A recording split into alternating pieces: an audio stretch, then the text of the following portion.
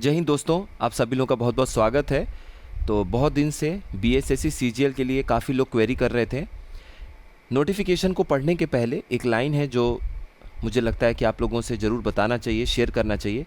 देखिए, वैकेंसीज़ कोई भी आए, आपके पास ऑप्शन क्या है उसके हिसाब से डिसीज़न लीजिए।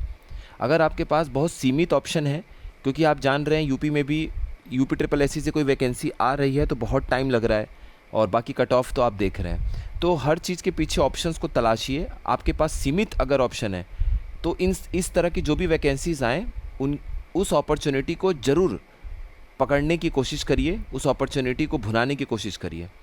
फ़िलहाल बीएसएससी सीजीएल 4 की वैकेंसी आई हुई है। ये ज़्यादा चर्चा में इसलिए रहती है क्योंकि जैसे आप आरओ का एग्ज़ाम दे रहे हैं यूपी में, उसी तरीके से बिहार के सचिवालय में लेवल 7 में एक जॉब होती है जिसे पहले असिस्टेंट कहा जाता था। सेक्रेटरीट की नौकरी में सहायक होते थे सचिवालय में, अब उनका नाम बदल के सहायक प्रशासन अधिकारी यानी कि असिस्टेंट सेक्शन ऑफिसर कर दिया गया है। एएसओ लेवल 7 में होते हैं और इसके बाद डायरेक्ट प्रमोशन लेवल 9 में होता है सेक्शन ऑफिसर का। एसओ की पोस्ट कभी कभार कुछ सालों में, 2-3 सालों में, 4 सालों में एक बार बीपीएससी से हो जाता है, तो वो बीपीएससी से डायरेक्ट रिक्रूट होते हैं और इसमें एएसओ जो है वो लेवल 7 के डायरेक्ट बीएसएससी सीजीएल से बनते हैं। अब इसके बारे में, हर वैकेंसी के बारे में आजकल आपको सुनने को मिलता ही है कि ये है वो है, कैसा क्या चलता है, तो ज़्यादा उस पर मत सोचिए, सीधे हम लोग काम की बात करते हैं। 18 अगस्त से आप आवेदन कर सकते हैं, अप्लाई कर सकते हैं फॉर्म को। 17 सितंबर लास्ट डेट है, कोई ज़रूरत नहीं है 10 सितंबर में अप्लाई करने का। जिनको भी अप्लाई करना है 18 से 25 का जो शुरू का एक हफ्ता है उसी में अप्लाई कर दीजिएगा। अब आप देख लीजिए, नॉर्मल ग्रेजुएट्स के लिए एक तो ये सहायक प्रशासन अधिकारी पोस्ट है और योजना सहायक, ये भी अच्छी पोस्ट है। योजना सहायक की दोनों लेवल 7 की है। इसमें जो है ये स्पेशल हो जाता है कनीय सांख्यिकी सहायक, क्योंकि इसमें अर्थशास्त्र और वाणिज्य या सांख्यिकी से जिन्होंने स्नातक किया है वो अप्लाई कर सकते हैं। डेटा एंट्री ऑपरेटर में भी आप देख रहे हैं, बीटेक जो कंप्यूटर साइंस वाले हैं वो अप्लाई कर सकते हैं, आप लोग देख लीजिएगा। पीजीडीसीए वाले जो हैं वो अप्लाई कर सकते हैं, बीसीए बीएससी आईटी वाले अप्लाई कर सकते हैं। अंकेक्षक जो ये ऑडिटर की पोस्ट है, इसमें भी वही चीज़ आ जाता है कि अर्थशास्त्र, वाणिज्य, सांख्यिकी वाले जो लोग हैं वो अप्लाई कर सकते हैं। तो ये अंकेक्षक जो सहयोग समितियां हैं सहकारिता विभाग की, जो आपकी कोऑपरेटिव डिपार्टमेंट है उसके हैं, ये लेवल 5 में हो जाता है सीधा। और लेवल 7 की ये दोनों पोस्ट हैं जिसमें कोई भी अप्लाई कर सकता है। सहायक प्रशासन अधिकारी, असिस्टेंट सेक्शन ऑफिसर और योजना सहायक जो प्लानिंग असिस्टेंट इस तरह से नाम होता है। अब देखिए, सहायक प्रशासन अधिकारी की लगभग 1064 पोस्ट है। अब जैसे यूपी के जितने लोग अप्लाई करेंगे उनके लिए 572 अनारक्षित सीटों में होगा, लेकिन इसमें भी 200 कम कर दीजिए, यानी कि 372 ही सीट है अप्लाई करने के लिए, क्योंकि 200 सीट जो है वो क्षैतिज आरक्षण हॉरिजॉन्टल रिजर्वेशन है बिहार की महिलाओं के लिए। इस साल के पहले तक, अभी कुछ दिन पहले डिसीजन लिया गया है कि सिर्फ बिहार की महिलाओं के लिए क्षैतिज आरक्षण में वो अप्लाई कर पाएंगी, मतलब उनके लिए सीटें रिजर्व रहेंगी। अदरवाइज़ बिहार के बाहर की जो भी महिलाएँ हैं वो अनारक्षित सीट में कॉम्पिटिशन करेंगी।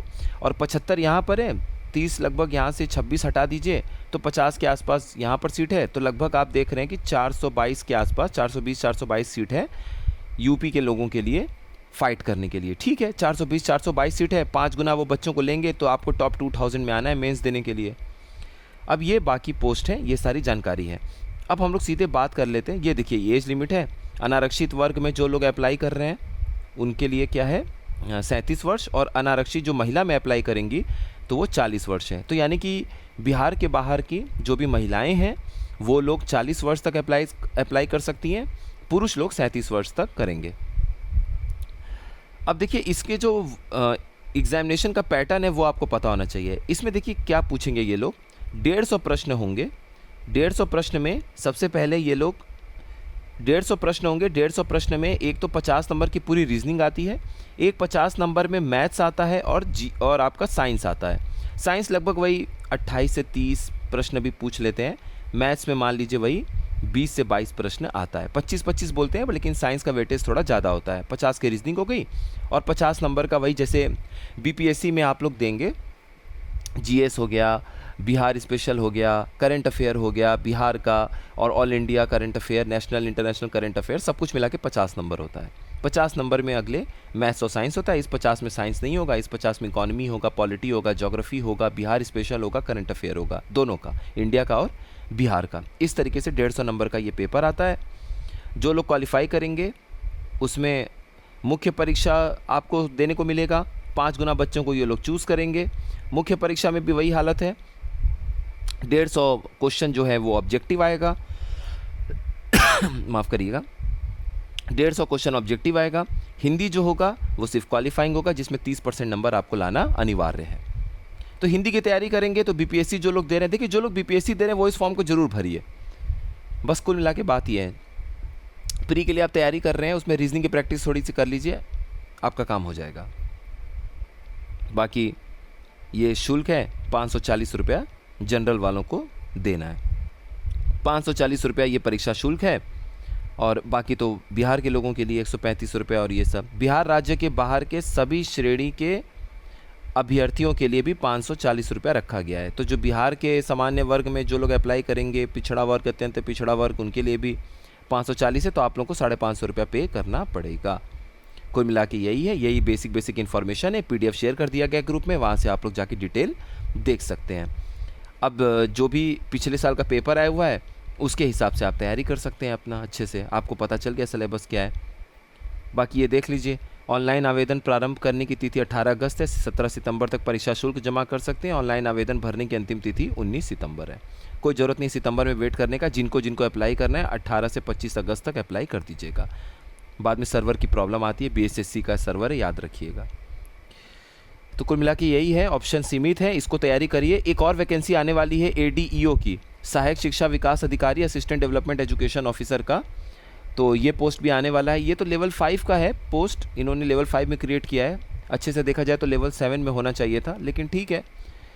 जितने भी टीचर्स नए रिक्रूट हुए हैं तो 10 या 15 पंचायत पर एक एडीईओ की नियुक्ति होगी। उनका काम होगा वहाँ के जो टीचर्स कैसा परफॉर्म कर रहे हैं, स्कूल की क्या हालत है, ये सारा चीज़ अपने ऊपर के अधिकारी को उनको देना है।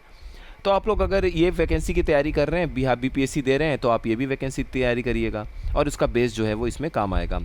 इसका अभी एग्जैक्ट एग्ज़ाम पैटर्न तो अभी नहीं आया है, लेकिन जहाँ तक पता चला है सिंगल स्टेज में होने का चांस है। अब या तो एक ही दिन में ये 2 पेपर ले लें, अब कैसे कैसे क्या लेंगे वो जल्द आप लोगों के सामने चीज़ें आएंगी, तो फिर इसमें हम लोग देख लेंगे। तो आप लोग पीडीएफ से देख लीजिएगा डिटेल, बस इतनी चीज़ें हैं, बाकी आप मेन चीज़ें देख चुके हैं। आप सभी लोगों का बहुत बहुत धन्यवाद।